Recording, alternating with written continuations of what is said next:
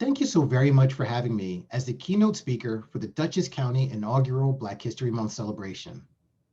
I consider it a significant honor to have been chosen to address the theme, the Black family, representation, identity, and diversity.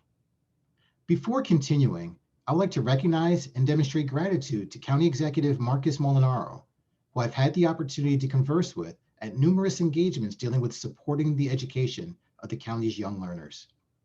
I'd also like to recognize Commissioner Stephen Rector. And finally, I would like to recognize the EEO and Inclusion Officer, Josane Anderson Tejera, for extending the invitation to me. It has been a distinct privilege for me to serve the children of the Arlington Central School District since 2018.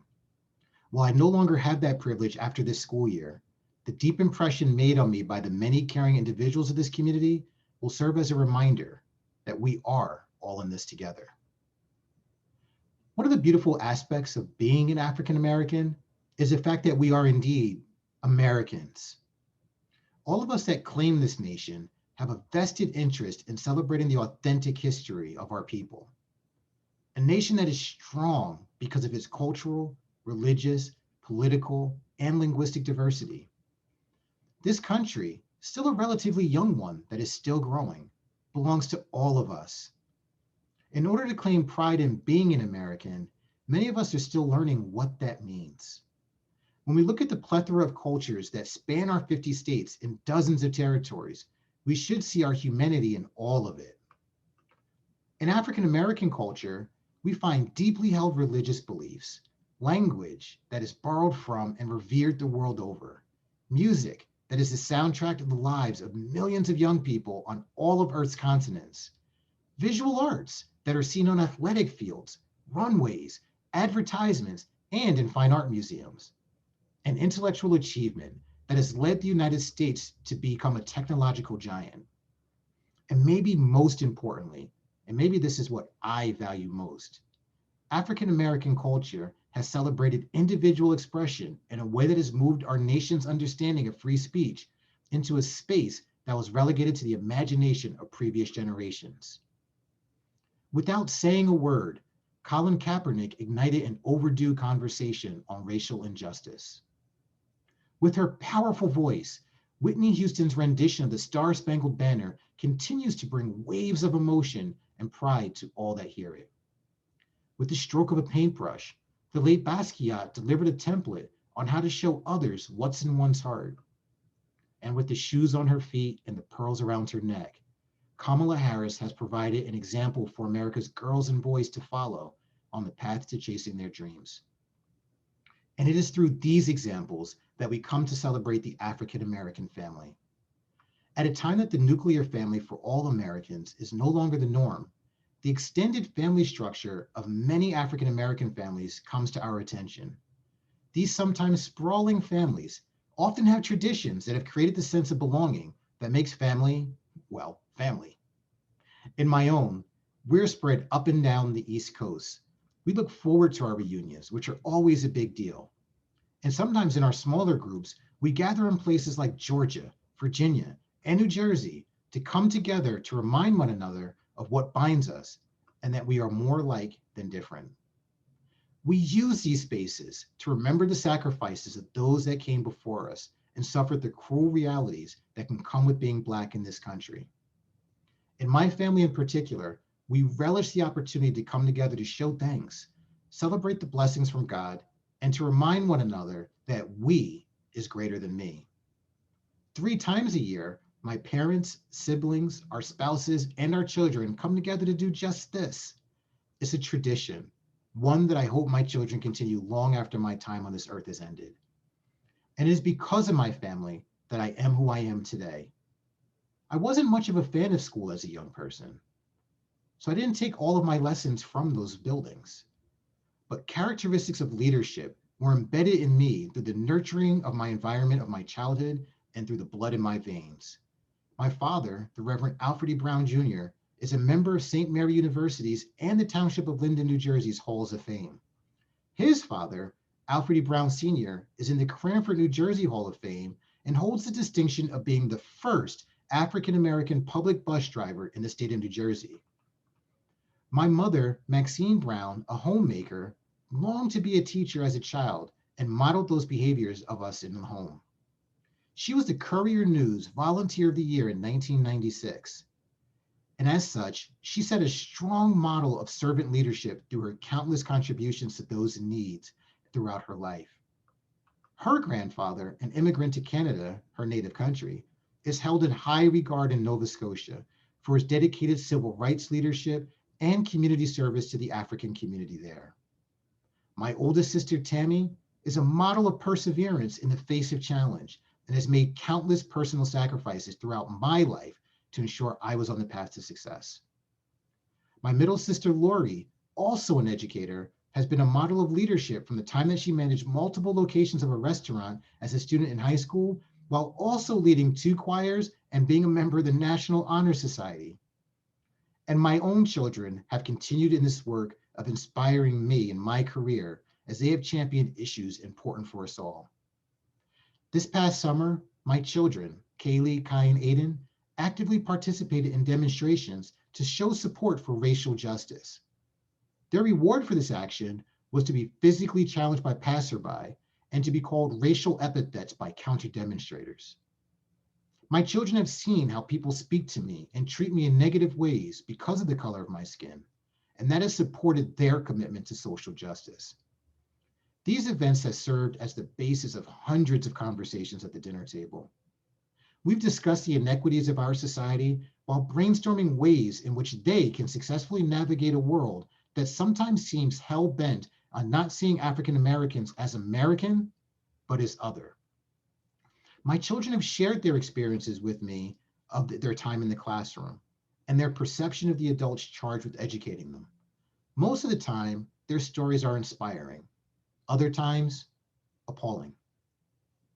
And what this all does is serve as a reminder to me that in my professional role, the most important thing I can do is listen as much as possible and work to evoke meaningful experiences for all students. Their wisdom and insight is inspirational, and I'm a better educator as a result. These stories they've shared with me serve as a reminder for me to not only take pride in aspects of my culture, but in the culture of those with whom I work with and for. Dozens of Arlington families have taught me about aspects of their respective cultures, broadening my perspective and creating a deeper understanding of what it means to be American. Their personal stories of triumph and sacrifice have never been lost on me. I've eaten new foods, heard languages I did not know of prior, listened to music I did not know existed, and read poetry written in ways that I had not previously encountered.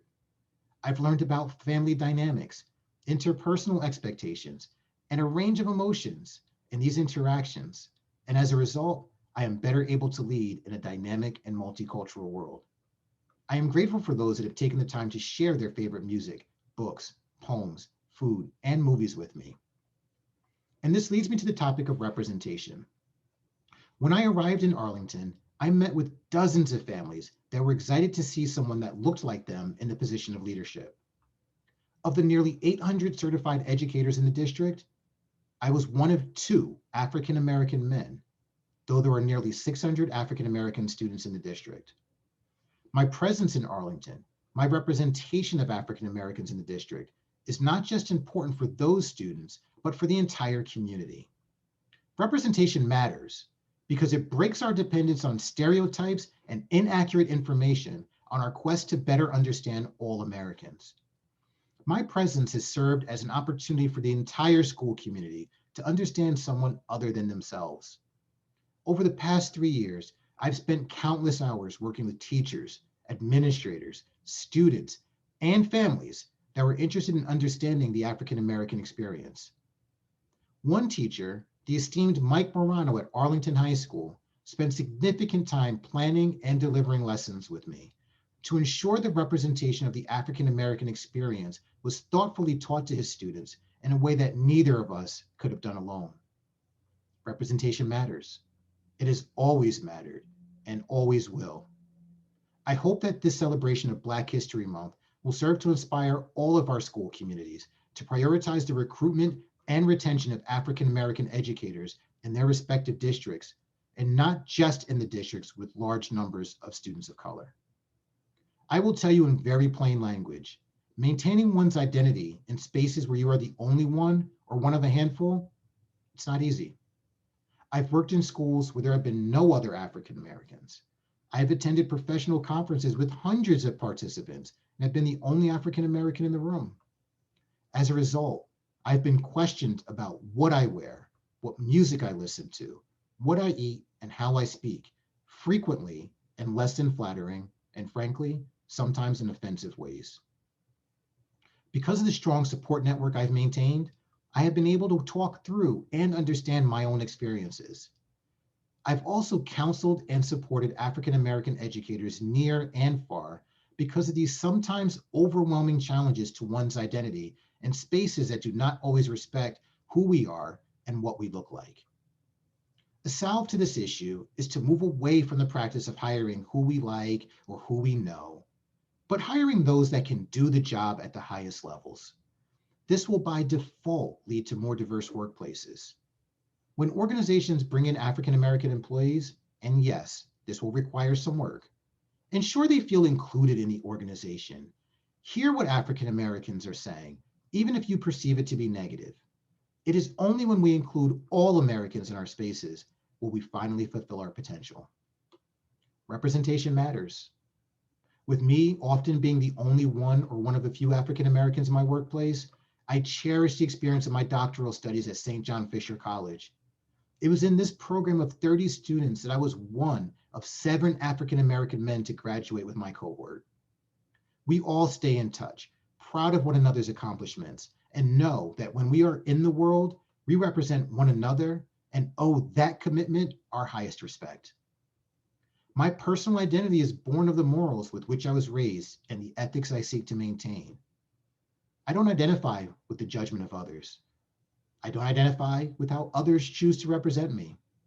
It is my faith in God, my respect for my family, and my commitment to purpose that I identify with. Our society often uses labels to which we are expected to subscribe. I reject that expectation and ask that you do too. Being an American gives all of us the opportunity to participate in the greatest research opportunity on earth. No other nation is better positioned to allow humanity to recognize that we are more alike than different, and the variety of people here is nothing less than an asset in our pursuit of life, liberty, and happiness. It is without a doubt, at times, unreasonably unchallenging for me as an African American to pursue these dreams.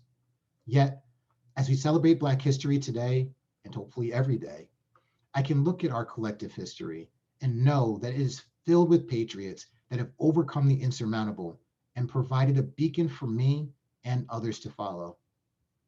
I look at pioneers like Greg Worrell, the president of scholastic education, and know that there are models of excellence to which we can aspire. I see the accomplishments of the late Regent Judith Johnson and know that our tenacity and perseverance can be decisive factors in the ongoing fight for educational equity and social justice. And right here in Dutchess County, I see the 2019 New York State Teacher of the Year, Alison Suso, and know that personal challenges can serve as character building opportunities that lead us to greatness. And as I close, if we all take Black History Month to learn a little more than we knew before, I am confident that here in Dutchess and across our nation, we can take the steps necessary to allow all of us to fully understand and celebrate the contributions of all Americans. To quote Judith Johnson, we need what each of us possesses in ourselves in order to have the kind of society and kind of planet we deserve. Thank you so much for your time, your attention, and I hope that you'll take some definitive steps, like taking advantage of the resources that exist in Dutchess County, such as the Anti-Racist Accountability Group out of the Dutchess County Pride Center. I look forward to you doing your part. I'll continue to try to do mine. Thank you and stay well.